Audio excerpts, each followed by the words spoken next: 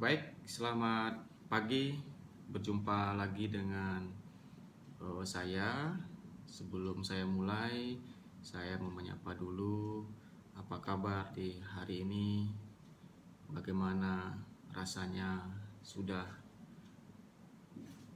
stay at home 2 minggu, bahkan 1 bulan?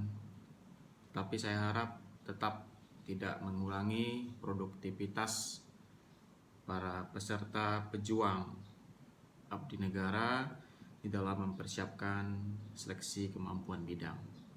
Pada kali hari ini saya akan memberikan gambaran umum di seleksi SKB di Kementerian PUPR. PUPR adalah kepanjangan atau singkatan dari Kepekerjaan Umum dan Perumahan Rakyat. Baik, namun di video ini saya hanya memberikan gambaran umum dan tips tentang SKB PUPR. Untuk lebih detailnya akan ada video lanjutan dari video ini dan tetap akan di-share dan jangan lupa di like dan subscribe di YouTube kami Forum Cerdas untuk mendapatkan konten-konten yang dibutuhkan.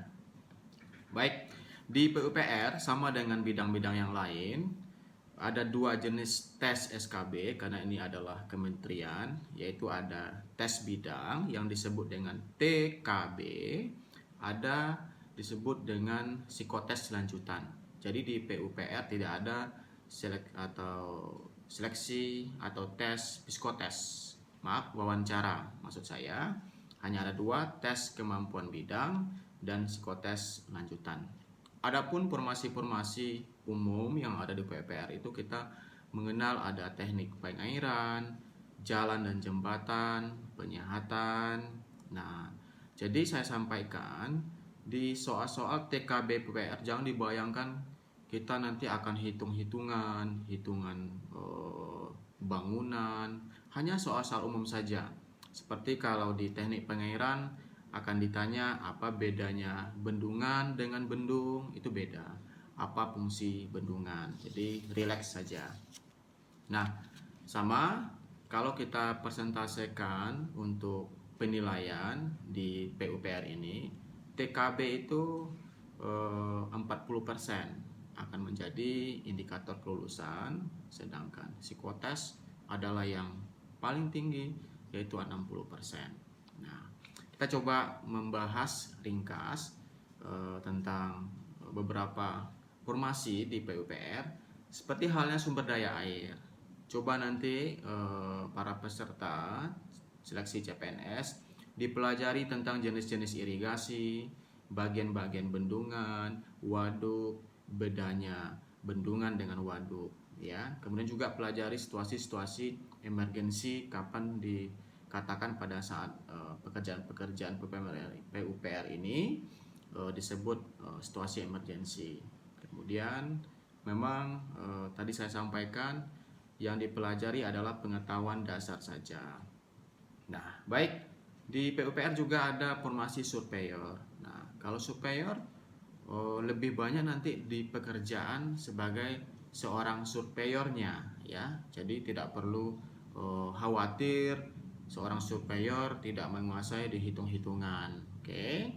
Nah, kalau formasi kita di teknik jalan dan jembatan atau lebih dikenal dengan bina marga, coba nanti dipelajari tentang spektek aspal, ya, dan beton, ketebalan aspal dan beton. Nah, kemudian di cipta karya. Cipta karya itu adalah tata bangunan, perumahan. Nah, dipelajari fungsi-fungsi fondasi, ya, pengertian gambar dan konstruksi itu dipelajari. Gambar ada yang shop drawing, perencanaan, fungsi alat proyek, manajemen proyek itu dipelajari. Jadi memang di TKB ini akan banyak membahas tentang formasi kita yang spesifik, ya. Tapi ingat, lebih banyak di pengetahuan dasar saja. Mungkin karena kita semakin semangat mempersiapkan SKB ini, kita googling ya semuanya, kita explore, tapi itu tidak salah. Tapi kadang hal-hal kecil kita tertinggal untuk mempersiapkan. Nah, baik. Kemudian ada yang kedua yang diteskan di SKB PUPR, psikotes lanjutan. Nah, psikotes lanjutan itu kalau saya mendefinisikan adalah suatu rangkaian psikotes yang panjang sekali. Jadi tes SKB itu ada 2 hari. Hari pertama adalah TKB menggunakan CAT, hari kedua adalah psikotes lanjutan. Mungkin kalau kita berbicara psikotes yang dulu adalah job seeker, pasti pernah menghadapi yang namanya tes warteg.